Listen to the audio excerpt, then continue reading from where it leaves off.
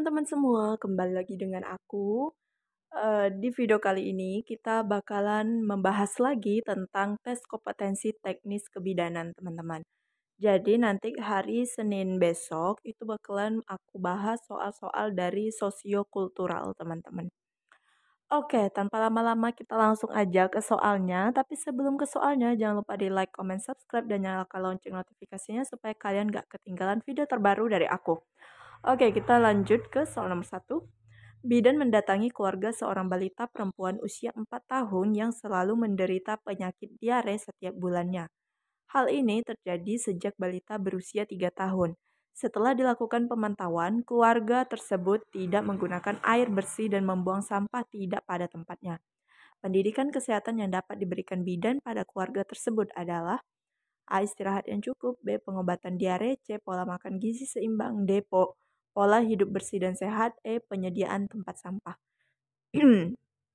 Oke teman-teman, nah di sini yang ditanyakan adalah penkesnya ya, eh, pendidikan kesehatan yang bisa diberikan bidan pada keluarga tersebut. Maaf ya teman-teman, suara aku agak sedikit serak batuk teman-teman. Oke, kita coba lanjut lagi ya. Nah, di sini itu mengeluhkan ada seorang balita yang selalu menderita penyakit diare, teman-teman. Nah, penyakit diare ini biasanya lebih ke mana ya? Lebih ke kebersihannya ya, teman-teman, higienis ya, teman-teman. Nah, kemudian ditambah lagi bahwa keluarga tersebut tuh tidak menggunakan air bersih. Nah, menggunakan air yang tidak bersih ini bisa juga memicu yang namanya diare ataupun muntaber juga bisa. Kemudian keluarga tersebut membuang sampah tidak pada tempatnya ya teman-teman, atau membuang limbah sembarangan seperti itu. Nah, jadi Penkes nih, ini masalahnya nih teman-teman, ada 3 masalah. Jadi pendidikan kesehatan yang bisa diberikan kepada keluarga tersebut tuh adalah untuk mengatasi 3 masalah ini teman-teman. Nah, kalau yang A, istirahat yang cukup, ini bukan ya teman-teman, bukan solusi yang tepat. Kemudian yang B, pengobatan diare, ya diarenya sembuh ya teman-teman, tapi bagaimana dengan yang soal air bersih dan soal yang membuang sampah tidak pada tempatnya itu. Jadi yang B kurang tepat. C, pola makan gizi seimbang. Menurut aku yang C kurang ya teman-teman. D, pola hidup bersih dan sehat. E, penyediaan tempat sampah. Oke, penyediaan tempat sampah ini tadi kurang lebih seperti yang B ya teman-teman. Sampahnya terkendali, tapi masalah yang duanya ini tidak teman-teman. Nah, di sini kan ada 3 masalah. Jadi bagaimana caranya atau apakah Penkes yang harus kita kasih untuk mengatasi 3 masalah tersebut teman-teman. Yaitu dengan menerapkan atau konseling tentang pola hidup bersih dan sehat teman-teman. Dengan adanya pola hidup bersih dan sehat, maka diarenya dapat teratasi, kemudian keluarga tersebut bisa menggunakan air bersih dan juga tidak lagi membuang sampah sembarangan teman-teman. Jadi nomor 1 itu jawabannya adalah yang D. Lanjut ke soal nomor 2. Lanjut teman-temannya dia soal nomor 2. Coba kita baca bareng-bareng ya. Seorang perempuan usia 23 tahun, usia kehamilan 9 bulan, datang ke puskesmas untuk memeriksakan kehamilannya. Setelah dilakukan peninjauan terhadap pemeriksaan kunjungan sebelumnya, bidan memberikan informasi yang akurat tentang resiko dan keuntungan prosedur, obat-obatan, dan lainnya yang diperlukan pasien. Bidan juga membantu pasien dalam memilih apa yang terbaik untuk dirinya dan bayi berdasarkan nilai serta kepercayaannya. Prinsip utama asuhan kebidanan yang dilakukan bidan tersebut adalah, oke coba kita baca optionnya dulu ya teman-teman. A. Kehamilan adalah proses yang normal. B. Pemberdayaan. C. Otonomi. D. Jangan membahayakan. E. Tanggung jawab. Yang D ini aku eliminasi ya teman-teman. Kemudian yang A juga. Nah yang dia hamil 9 bulan ya. Kemudian yang ditanyakan adalah prinsip utama asuhan kebidanan. Nah dia tuh kan hamil 9 bulan. Terus itu mana nih? Dilakukan peninjauan terhadap pemeriksaan kunjungan sebelumnya, kemudian bidan memberikan informasi akurat tentang resiko dan keuntungan prosedur obat-obatan. Nah, kemudian bidan juga membantu pasien dalam memilih apa yang terbaik untuk dirinya dan bayinya.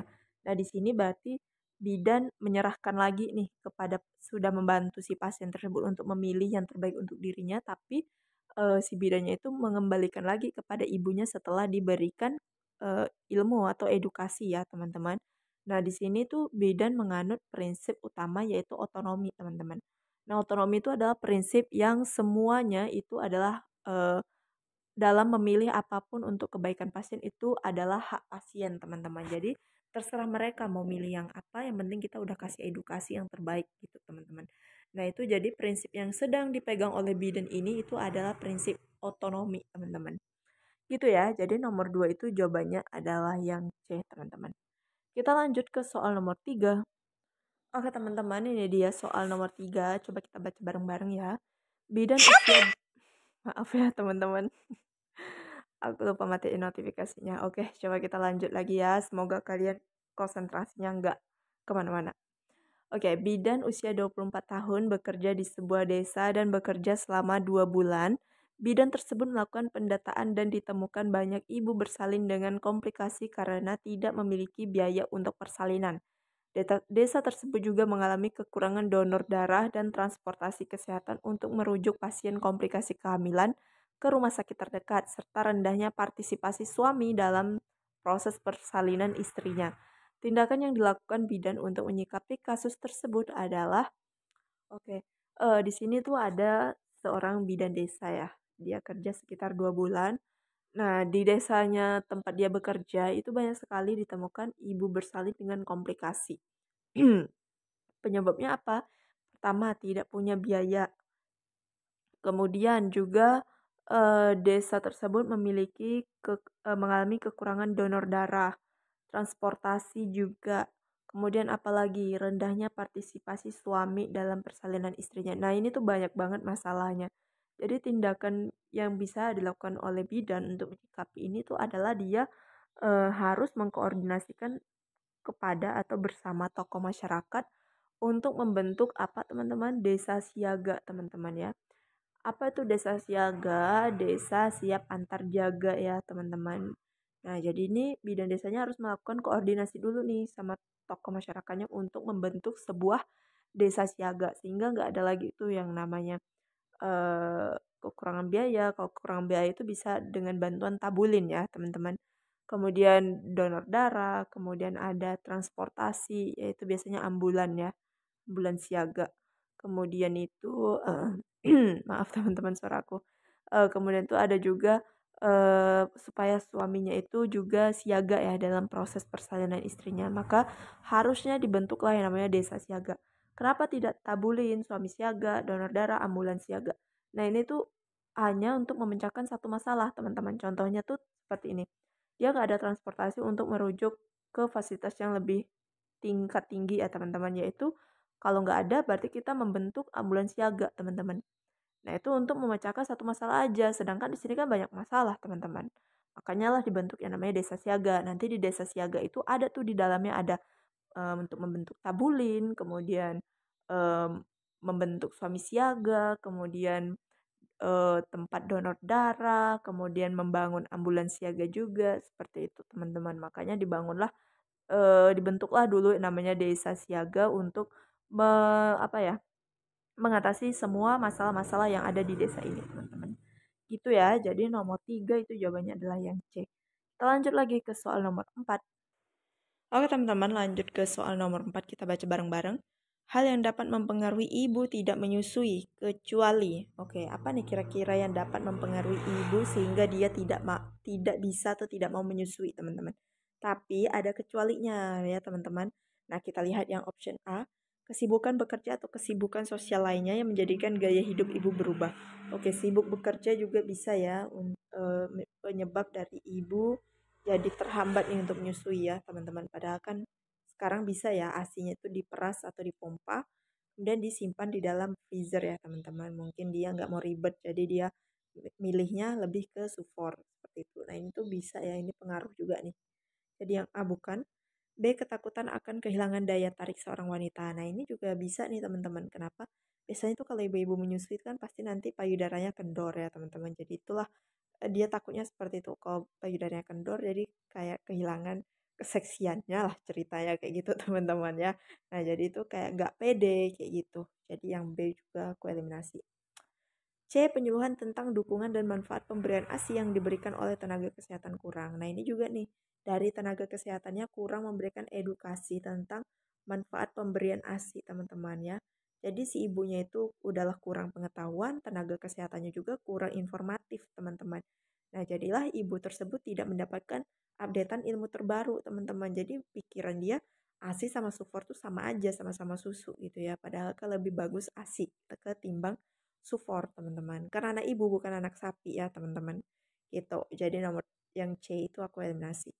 D. Ibu yakin dapat menyusui minimal hingga bayi berusia 6 bulan. Nah, ini bener nih.